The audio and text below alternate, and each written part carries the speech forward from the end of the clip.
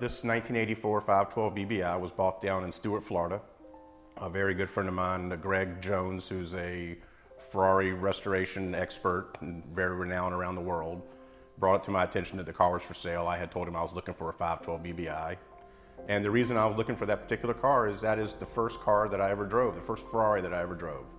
So this is an 84. I was 14 years old when it first came out, and I drove one at 15 down at the Rolling Road one weekend. And I've always had a passion for the V12 cars.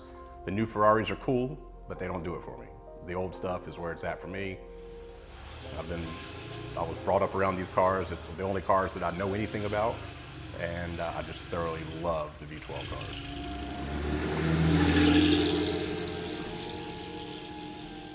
It's the sound of the V12 firing up. It's the torque that the V12 has. It's running up through the gears on the old style transmissions versus the F1 paddle shifters they've got now. But it makes for a fantastic street car. It's a lot of fun. It gets a ton of looks. And for me, it's not about the looks, but it's just about my enjoyment of the car. So I drive it whenever I get a chance.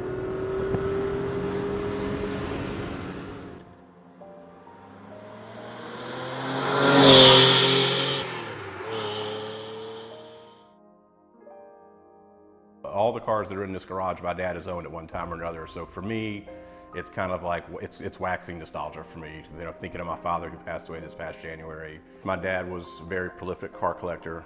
He was a huge fan of Italian cars and British cars and German cars and American cars. So he covered the entire gamut when it comes to cars and collected all of them.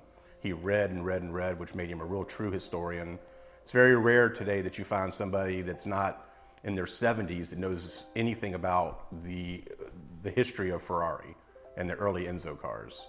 My father knew almost everything there was to know about the Enzo cars and every single car. And he owned over 300 of the old Ferraris. The newest Ferrari I think he ever owned was most likely a Boxer, and it would have been a carbureted Boxer, which made it like an 81 year.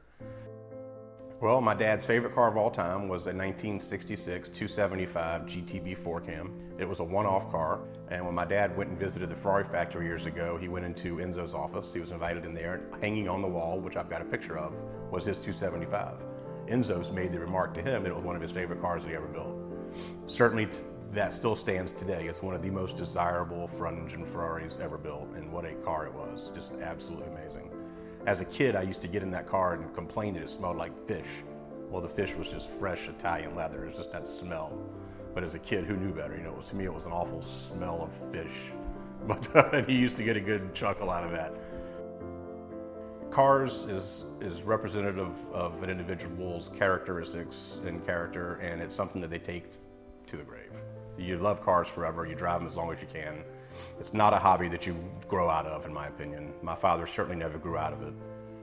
He lost his vision and he couldn't drive the cars anymore, but he never stopped owning cars, and I never stopped taking him for rides in them so he could enjoy them.